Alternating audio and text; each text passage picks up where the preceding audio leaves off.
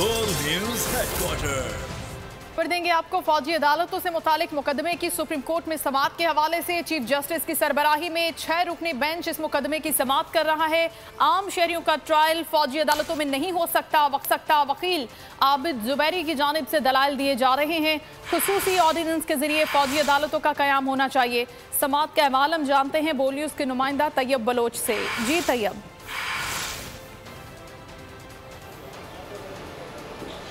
जी, chief justice उमरता Bandial की सरबराही में supreme court का 6 रुकनी लार्जर बेंच जो है वो सिविलियन के फौजी ट्रायल से मुतल्लिक मुकदमे की समाअत कर रहा है। और आज जो ही समाअत शुरू हुई तो सुप्रीम कोर्ट बार एसोसिएशन के सदर आबिद जुबैरी जो है वो रोस्टम पर आए और उन्होंने अदालत से कहा कि मैंने जो है वो सुप्रीम कोर्ट बार एसोसिएशन की जानिब से जो है वो दरख्वास्त भी दायर की है और मैंने जवाब भी जमा कराया है। तो इस पर चीफ जस्टिस ने कहा हम आपको खुश आमदीद कहते हैं और हम आपकी राय को जो है वो वेलकम करते हैं। तो इस पर आबिद जुबैरी का ये कहना था कि मैं अदालत की मुआवनत भी करूंगा, लेकिन उन्होंने कहा कि मैं जो है वो 5 नुकात पर अपने दलाइल देना चाहता हूं, लेकिन मैं अपने दलाइल का आगाज़ जो है वो आइन के आर्टिकल 83A के तहत करना चाहता हूं। उन्होंने कहा कि आइन के आर्टिकल 83A के तहत जो है वो फौजी अदालतों में जो है वो सिविलियन का ट्रायल नहीं हो सकता। इसके साथ साथ उन्होंने जो है वो सुप्रीम कोर्ट की एक 1999 की जजमेंट का हवाला दिया जिसके आथर जज जो है वो जस्टिस अजमल मियाँ थे। तो उन्होंने कहा कि उस जजमेंट के अंदर वाज़े तौर के ऊपर लिखा हुआ है कि सिविलियन का जो ट्रायल है वो फौजी अदालतों में नहीं हो सकता। इसके साथ साथ उनका ये कहना था कि उस वक्त जो अदालतें कायम हुई थी वो एक खसूसी ऑर्डिनेंस के जरिए कायम की गई थी और उसी टाइम ही जो है वो सुप्रीम कोर्ट ने ये कह दिया था कि सिविलियन का जो ट्रायल है वो फौजी अदालतों में नहीं हो सकता। तो उन्होंने कहा ये मामला भी उसी से जुड़ा हुआ है। तो उन्होंने कहा कि अब जब सानिया 9 मई के बाद जो सिविलियन मुलव्वस किए जा रहे हैं तो उनका ट्रायल जो है वो सिविलियन अदालतों में तो हो सकता है, लेकिन फौजी अदालतों में उनके ट्रायल की जो है वो कोई गुंजाइश मौजूद नहीं है। आबिद जुबैरी का मजीद ये कहना था कि 21वीं ऐनी तरमीम के खिलाफ दरखास्तों पर फैसले में अदालत ने जुडिशियल रिव्यू की जो है वो बात की थी। बुनियादी नुकता यह है कि जो इल्जामात हैं उनसे मुल्ज़मान का ताल्लुक कैसे जोड़ा जाएगा। ये दलाइल दिए गए हैं आबिद जुबैरी की जानिब से। आज समाअत पे बहुत शुक्रिया तैयब, अपडेट कर रहे थे आप। खबर है कि लाहौर हाई कोर्ट ने साइफर तहकीकात केस में चेयरमैन पीटीआई को FIA तलबी के खिलाफ दिया गया हुक्म इम्तना वापस ले लिया है। अदालत ने वफाकी हुकूमत की दरख्वास्त मंजूर कर ली। वफाकी हुकूमत की जानिब से असद बाजवा एडवोकेट अदालत में पेश हुए। जस्टिस अली बाकर नजफी ने वफाकी हुकूमत की दरख्वास्त पर महफूज फैसला सुना दिया।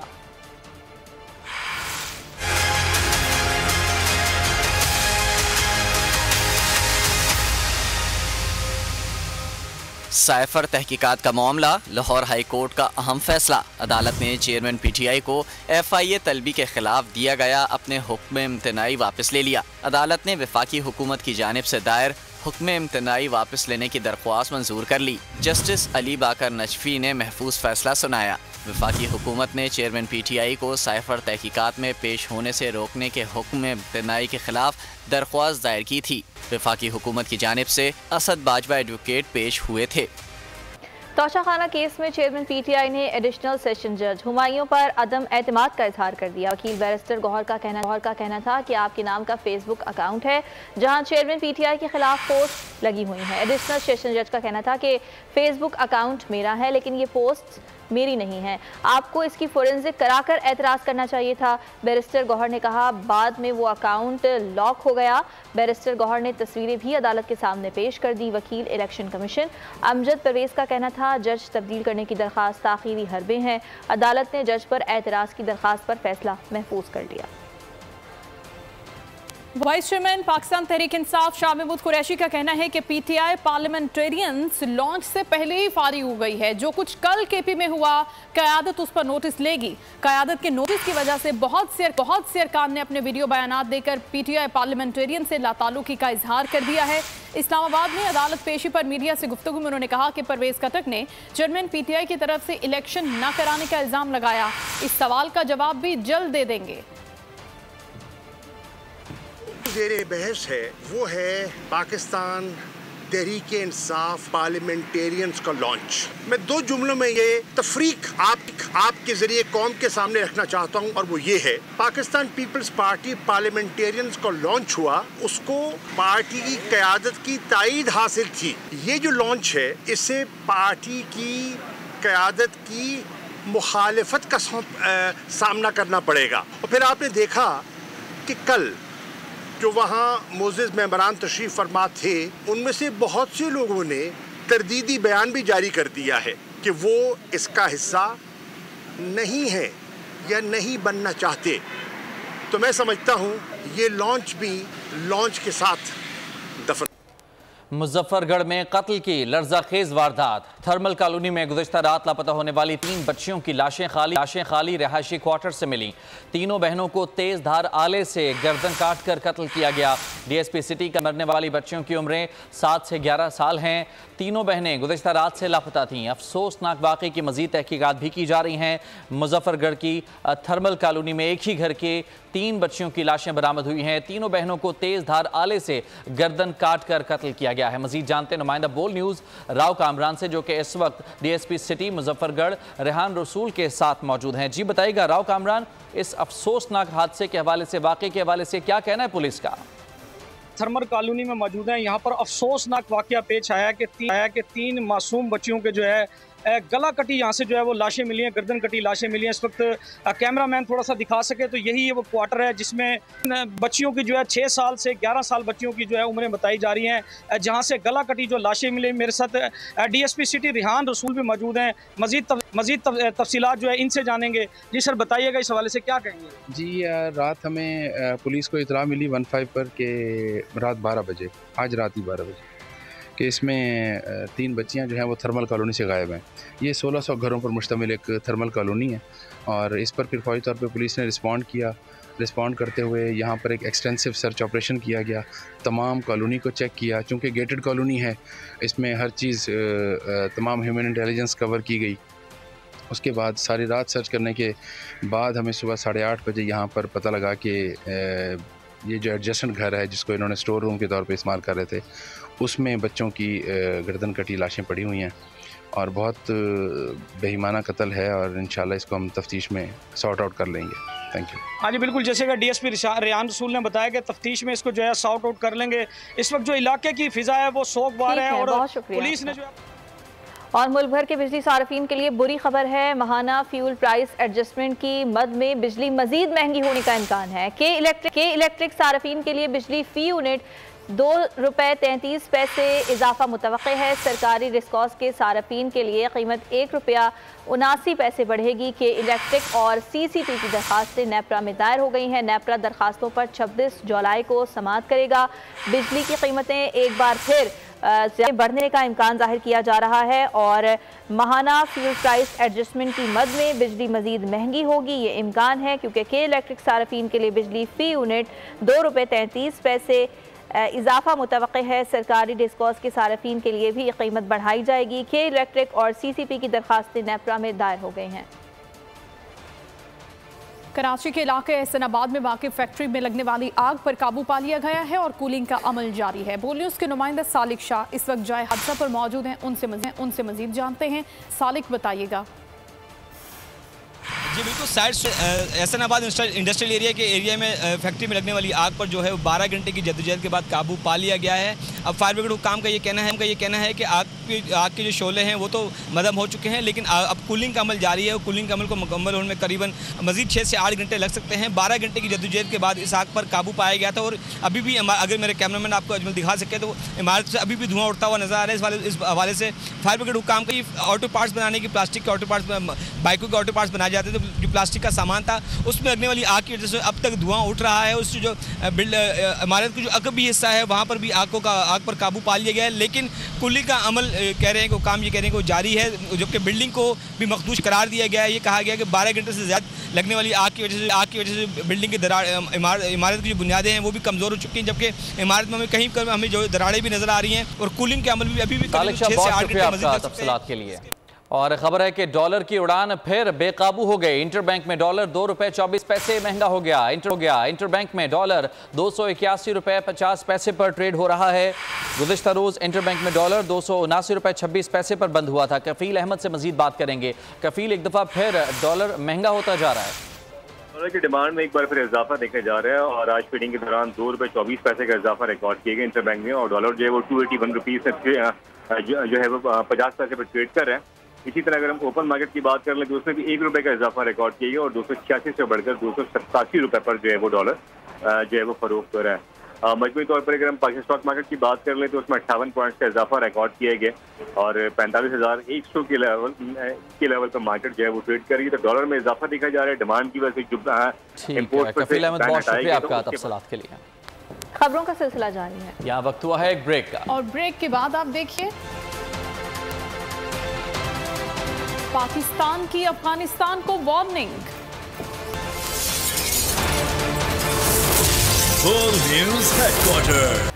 खबरों के सिलसिले को आगे बढ़ाते हैं और खेल के मैदान से आपको खबर दें, कौमी टीम के सफ़े अव्वल के बल्लेबाजों की मुकम्मल नाकामी के बाद नौजवान सऊद शकील और आगा सलमान ने गाल टेस्ट के दूसरे रोज पहले इनिंग में शानदार बैटिंग करते हुए टीम को बड़ी तबाही से बचा लिया। पाकिस्तान को श्रीलंका की पहली इनिंग 312 रन का हदफ दरपेश था, जिसे अबूर कर लिया गया है। सऊद शकील ने शानदार सेंचुरीज, आगा सलमान ने उम्दा 83 रन बनाए। और आपको ये बताएं कि जयसूर्या ने 3 और रमेश ने 2 पाकिस्तानी बल्लेबाजों को पवेलियन भेजा।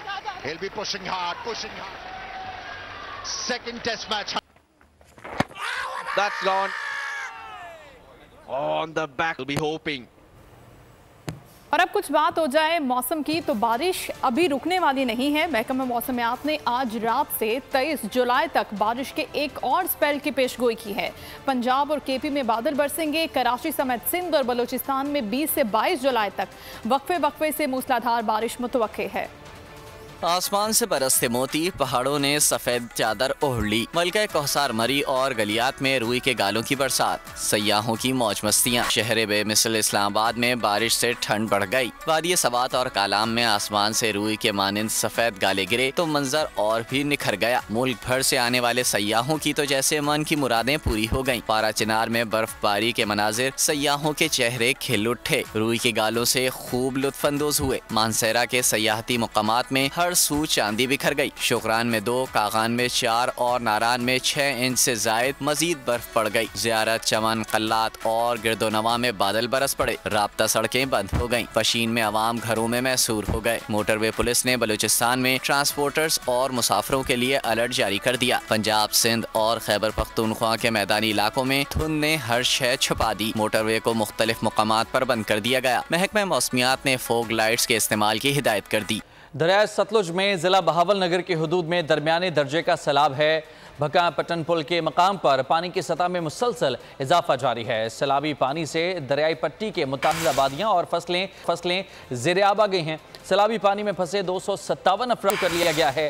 सैकड़ों जानवरों को भी बचा लिया गया है। डिप्टी कमिश्नर के मुताबिक 18 फ्लड रिलीफ कैंप्स भी सैलाब मुतासरीन को खुराक और अद्वियात की सहूलियात फराहम कर रहे हैं।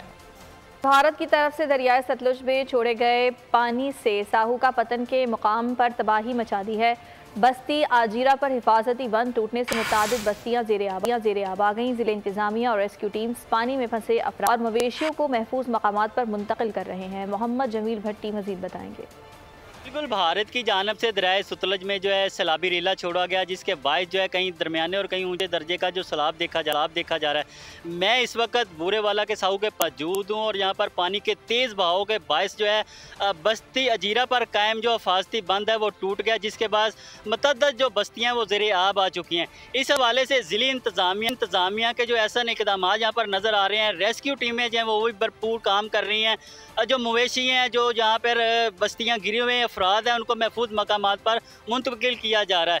इस हवाले से 12 मकामात पर शुक्रिया आपका। नाज़रीन, मंशनाबाद हेड सलमानकी के मकाम पर पानी के बहाव में इजाफा हुआ है। बाबा फरीद पुल, माड़ी चकोका के मकाम पर सैलाब से कई गाँव ज़ेर-ए-आब आ गए हैं। रेस्क्यू का अमल यहाँ पर जारी है। अब हम सरफराज अहमद बोल न्यूज़ के नुमाइंदा हमारे साथ हैं। जी सरफराज।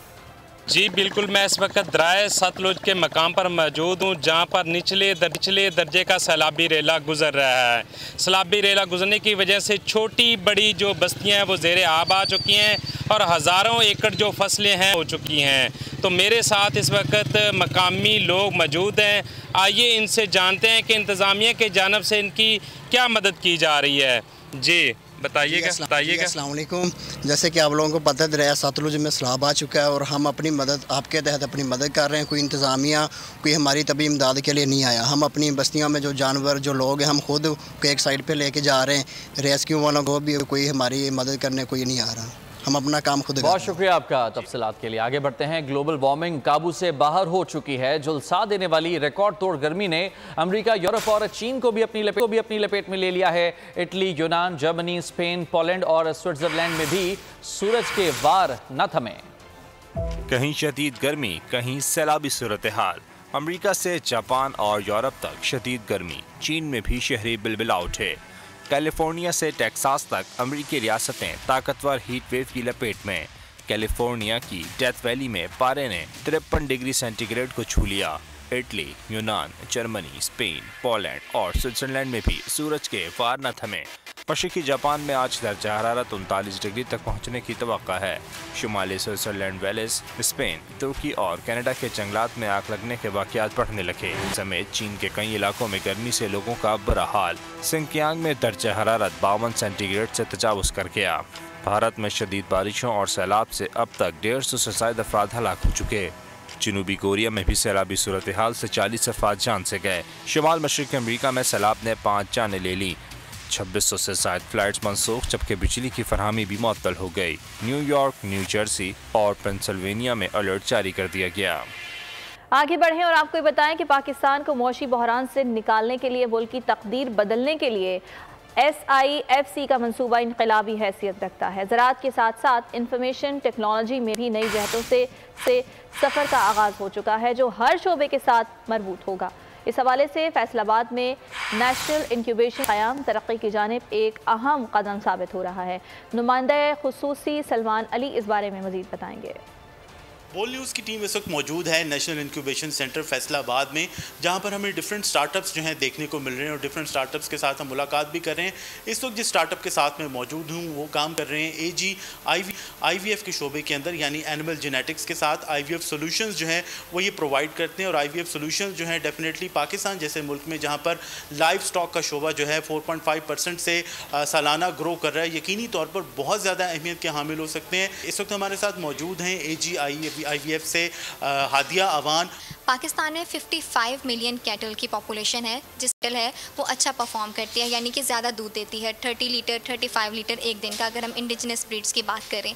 तो IVF के सोल्यूशन से हम ये करते हैं कि ऐसे जानवर जो ज़्यादा अच्छा दूध दे रहे हों, हम लेबॉर्ट्री में उनके बच्चे तैयार करते हैं और बाकी जानवरों में जो कम दूध दे रहे हों वो बच्चे ट्रांसफ़र कर देते हैं और वो एक सैरोगेट मदर के तौर पर काम कर रहे होते हैं। NIC ने हमें बहुत अच्छी ट्रेनिंग और इन्वायरमेंट प्रोवाइड किया है। हमारे पास एक टेक्नोलॉजी थी, लेकिन हमें यह नहीं पता था कि हमें इसे एक बिज़नेस की तरह या एक स्टार्टअप की तरह किस तरह से चलाना है। तो NIC ने हमें ऐसा इन्वायरमेंट, ऐसी मेंटरशिप और ऐसी ट्रेनिंग्स प्रोवाइड किया है, जिसकी वजह से हम रियल वर्ल्ड में इसको इम्प्लीमेंट कर सकते हैं। हमें बताया गया था कि यहाँ पर तकरीबन 35% जो स्टार्टअप्स हैं उसके अंदर ख़वातीन जो हैं वो फाउंडिंग मेंबर के तौर पर सामने आ रही हैं। AG IVF जैसी टेक्नोलॉजीज़ हैं, अगर ख़वातीन इसको लेकर आती हैं तो यकीनी तौर पर पाकिस्तान के लिए मुस्तकबिल में इससे बहुत ज़्यादा कामयाबियाँ भी हासिल हो सकती हैं और मुल्क की जो रेवेन्यू है, मुलाज़मत की। खबरों का सिलसिला जारी है। यहाँ वक्त हुआ है एक ब्रेक का, और ब्रेक के बाद देखिए पेट्रोल पर कितना टैक्स। खबरों के सिलसिले को आगे बढ़ाते हैं और अब हम कुछ बात करते हैं पेट्रोलियम मसनूआत की कीमतों के हवाले से, जिसमें हर आए रोज के साथ गुजरते दिन के साथ इजाफा हो रहा है।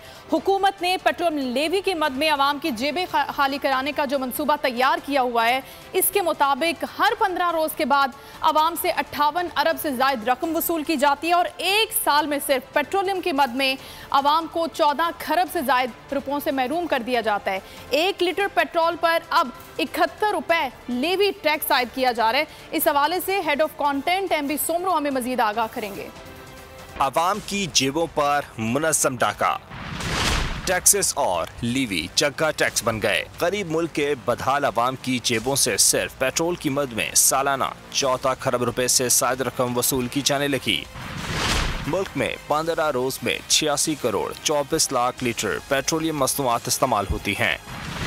पेट्रोल और डीजल पर 58 अरब 66 करोड़ 68 लाख 32 हजार रुपए टैक्सेस और मार्जिन्स की मद में आवाम की जेबों से निकाले जाने का इंकशाफ हुआ है। फी लीटर पेट्रोल पर 71 रुपए 83 पैसे और हाई स्पीड डीजल के फी लीटर पर 63 रुपए 29 पैसे टैक्सेस वसूल किए जा रहे हैं। फी लीटर पेट्रोल पर 55 रुपए लीवी टैक्स ली जा रही है। फी लीटर पेट्रोल पर डिस्ट्रीब्यूशन मार्जिन 6 रुपए, डीलर्स मार्जिन 7 रुपए लिया जा रहा है। फी लीटर पेट्रोल पर 3.83 रुपये IFEM कीमत में लिए जा रहे हैं। फी लीटर डीजल पर 63 रुपये 29 पैसे टैक्सेस वसूली के हिसाब से रोजाना 1,51,89,60,000 रुपये वसूल किए जा रहे हैं। ख़वातीन कोहपेमाओं ने नामुमकिन को मुमकिन कर दिखाया। सोनिया बाबर और डॉक्टर सना जमील ने दुनिया की सबसे मुश्किल चोटी हरामोश सर करने का एजाज़ नाम कर लिया। चट्टान की तरह ठोस इरादों की मालिक ख़वातीन बनी दुनिया बोल है में मेहमान। इसमें हमारे टोटली बर्फ़ में गुजरे हैं और 9 दिन में हम फिर ग्रीनरी देखी। हमने 9 दिन बाद कदम रखे अपने उस हरियाली पे। कैसा फील हुआ था? ओह मैं तो गिर गई थी। मैं तो वहाँ जाके ऊपर पहुँच के ना, जो हम पाकिस्तान जिंदाबाद के नारे लगाते हैं और अल्लाह अकबर के नारे लगाते हैं, फ़ौरन ऊपर पहुँचते ही जो जितनी थकावट 12 घंटे की जो थकावट, अब यकीन करें वो 2 सेकंड में गायब हो जाती है। सब अपने बैक की तरफ भागते हैं, झंडे में कोई सब एक साथ। तो जाहिर सी बात है रेस कैसे, मतलब ऑब्वियसली मैंने आपसे बोला कि बिकॉज वो तो जाहिर सी बात है माउंटेन की चोटी की आप बात करें तो उधर तो ऑक्सीजन लेवल्स और ज़्यादा ड्रॉप होते हैं। जब ऑक्सीजन लेवल्स ड्रॉप होते हैं तो आपको हाई एल्टीट्यूड सिकनेस हो सकती है। और अंडरटेकर शार्क के सामने डट गए हैं। मशहूर रेसलर कहलिया ने ये वीडियो शेयर की है और वीडियो को मेरा मुहाफिज नाम दिया है। पानी में तैरे, पत्थरों पर दौड़े, सीढ़ियां भी चढ़े, 18 पहियों पर मुश्तमिल गाड़ी तैयार, देखने वाले दंग रह गए। बोल न्यूज़ हेडक्वार्टर से फिल वक्त इतना ही। एक ब्रेक के बाद हाजिर होंगे हेडलाइंस के साथ। बाखबर रहिए, विजिट कीजिए हमारी वेबसाइट bolnews.com।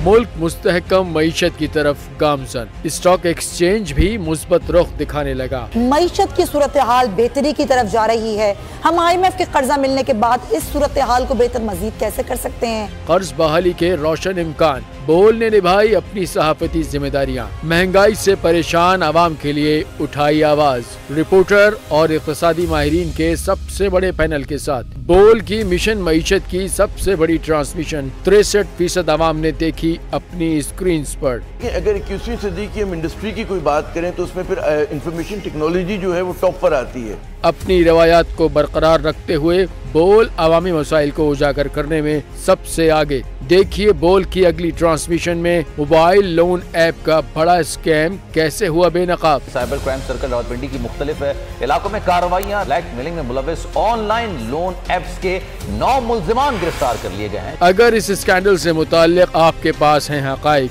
तो बनिए बोल इन्वेस्टिगेशन का हिस्सा। आपकी शनाख्त और तमाम तर मालूमात खुफिया रखी जाएंगी, तो बस हमें ईमेल करें या व्हाट्सएप करें 0337 0310 377। सब्सक्राइब करें और बेल दबाएं ताकि कोई खबर रह न जाए।